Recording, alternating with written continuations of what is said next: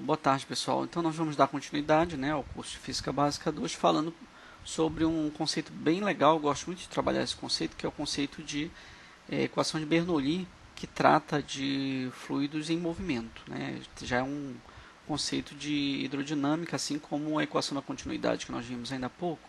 Esses dois conceitos trabalhados juntos, equação da continuidade e equação de Bernoulli, dá para você abordar um monte de problema de hidrodinâmica, problemas bem interessantes mesmo. Você já deve ter tido a oportunidade, né, de tomar um susto quando a porta do seu quarto bate no momento que está ventando muito.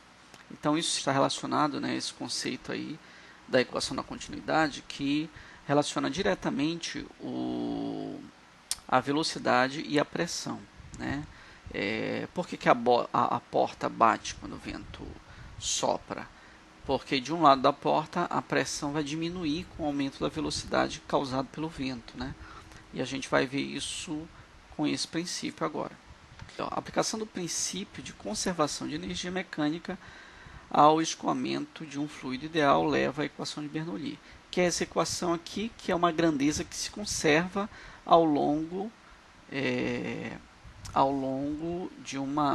do caminho, né, do fluido.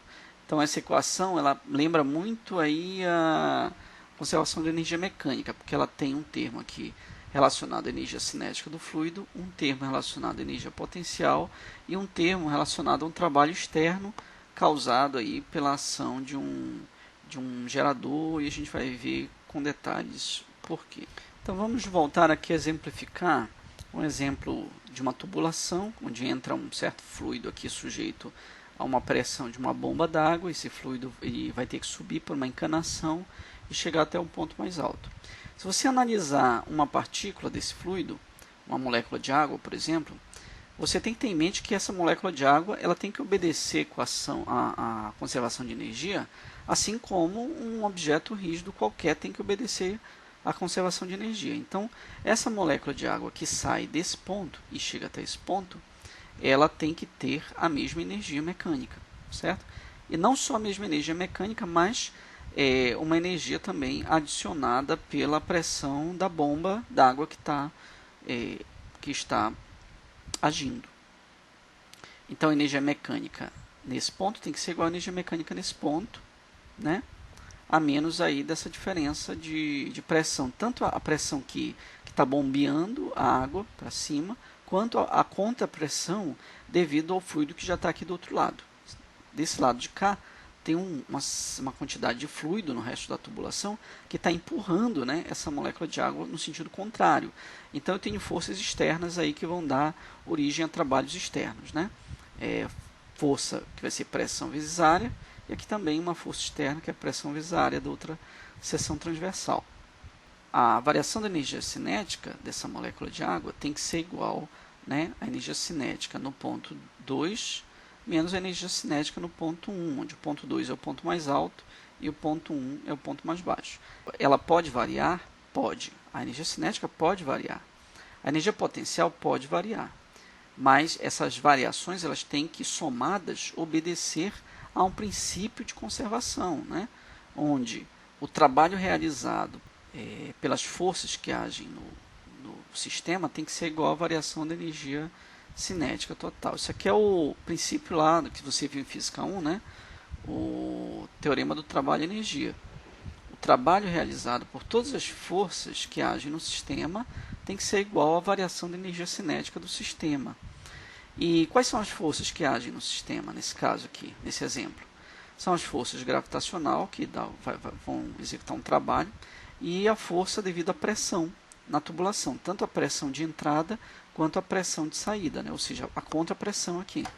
Então, a soma desses trabalhos vai ter que ser igual à variação da energia cinética.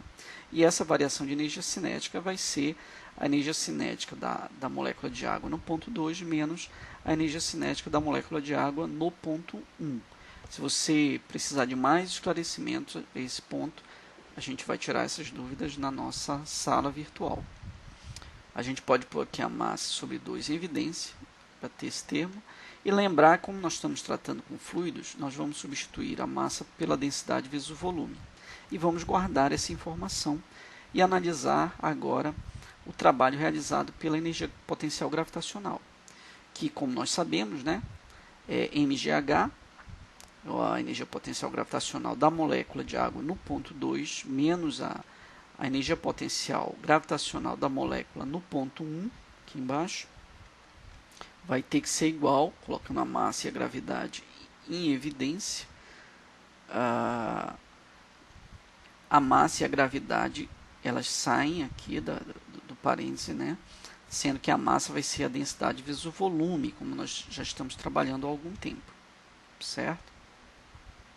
E vai ficar aqui essa diferença, é o ΔH, certo? É a diferença de altura entre o ponto 1 e o ponto 2, para qualquer molécula de água aí. Muito bem, então essa é a variação da energia potencial gravitacional. E, finalmente, para a gente substituir aqui nessa equação, nós já temos esse trabalho, nós já temos esse, ou melhor, nós temos esse trabalho, né? Nós temos esse aqui, falta a gente analisar esse trabalho, que é o trabalho feito pela pressão externa. Tá? A pressão de entrada feita pela bomba d'água e a contrapressão devido ao resto do líquido que está dentro da tubulação. Então, esse trabalho ele vai ser igual ao trabalho na entrada, embaixo, menos o trabalho na saída. Então, na entrada, o trabalho é positivo porque ele vai aumentar a energia do sistema, ou seja, o trabalho no sentido do movimento. E o trabalho na saída, né, é negativo porque é um trabalho que está agindo contra o movimento do fluido. Então, o trabalho vai ser a força vezes o deslocamento dessa molécula na entrada e na saída, a mesma coisa, só que negativo, certo? E a força nós sabemos que é a pressão vezes a área. Então, a pressão e a área da seção transversal, né, na entrada, menos pressão vezes área na saída. E você tem aí os trabalhos, né? Bom, o que você pode pôr em evidência aqui? Você pode colocar o volume que vai ser originado da área vezes a altura do cilindro, novamente, tanto na entrada quanto na saída, né? Esse volume aqui e esse volume aqui tem que ser iguais, devido àquela condição lá da equação da continuidade, que nós vimos no vídeo anterior, e esse volume é que vai entrar em evidência, de modo que você vai ter aqui as pressões, a diferença das pressões na entrada e na saída. E esse é o trabalho gerado pela força externa ao sistema, né? A força devido à pressão, as diferenças de pressão na entrada e na saída. Bom, nós temos os 3 trabalhos que nós precisamos, certo? Nós só vamos agora lembrar o seguinte, que o teorema do trabalho e energia potencial, você deve lembrar, diz que o trabalho gerado por uma força conservativa ele é igual a menos a variação da energia potencial relacionada a essa força conservativa. Então, eu vou inserir um sinal negativo aqui referente a esse trabalho, tá? Lembrando, novamente, o trabalho feito por uma força conservativa é igual a menos a variação da energia potencial, né, relacionada a essa força. Por isso, menos. Outra coisa, nós podemos ainda reescrever essa equação aqui embaixo para ela também acabar tendo aí um sinal negativo, né? Ela pode ficar escrito da seguinte maneira: o trabalho feito pela pressão vai ser menos P2 menos P1, só inverti o que estava dentro, né? Vezes o volume.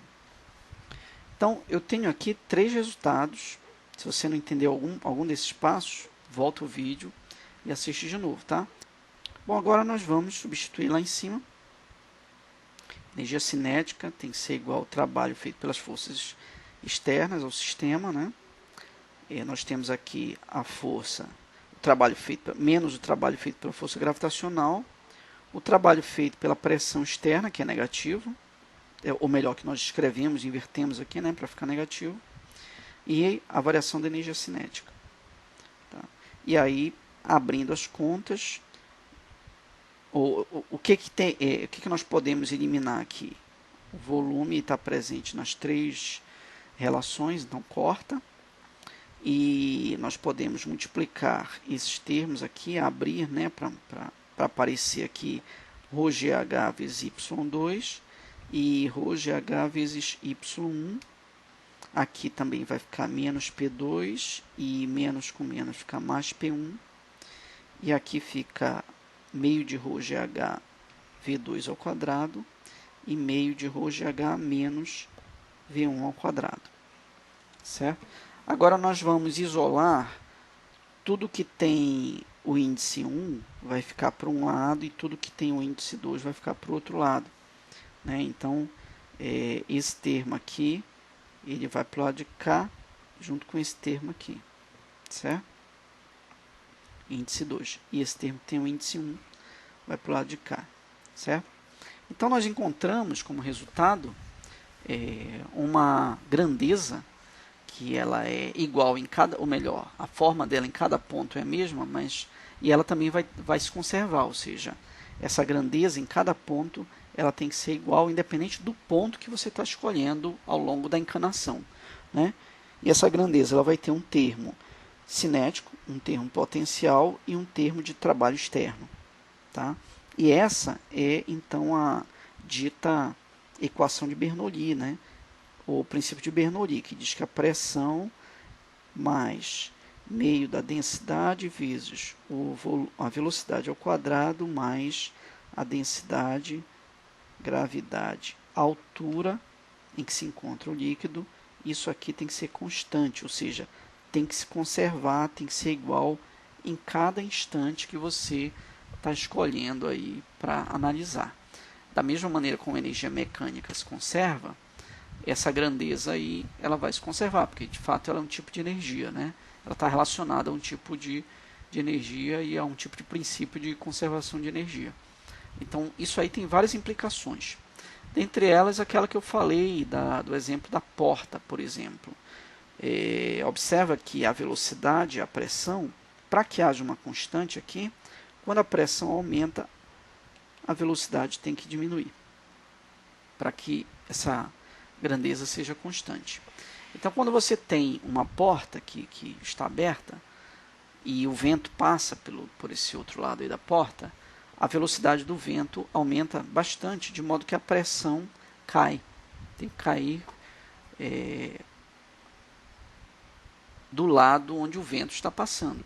E o lado onde o vento não está passando, a pressão não caiu, ela continua mesmo. Então, vai haver um gradiente de pressão, uma diferença de pressão, de um lado da porta e do outro. Então, o lado onde a pressão é maior, ou seja, o lado onde não está batendo vento, ele empurra a porta e a porta bate. Certo? Por esse mesmo princípio, você vai ver telhas voando, o vento bate sobre o telhado, a pressão diminui e a pressão interna da casa vai levar esse vento, essa telha embora. Tá? Também é o mesmo princípio da chaminé. Se você tem uma casa com uma lareira, o vento que passa em cima na chaminé, ele vai fazer com que a pressão diminua aqui em cima e a pressão que é maior dentro da residência vai fazer com que a ventilação seja no sentido de saída da chaminé. Certo? Também é o mesmo princípio que os animais que moram em tocas usam para ventilar suas tocas, né? Então, por exemplo, um formigueiro ou o ambiente de roedores, eles fazem ligações entre a tubulação aí de onde eles moram, de modo que haja ventilação. Tem maior vento, menor pressão, onde tem menos vento vai ter maior pressão, e aí você vai ter então uma ventilação interna aqui devido a essa diferença. Então, esse princípio é usado em aerofólios de carros de Fórmula 1, é usado nas asas do avião. Você vai ter uma diferença de pressão nas asas do avião que vai ter um gradiente para cima segurando o avião. Certo? Então, nós vamos fazer vários exemplos trabalhando esse conceito aí. Tá? Então, por enquanto, nós vamos ficar por aqui, depois a gente trabalha os exercícios. Até mais.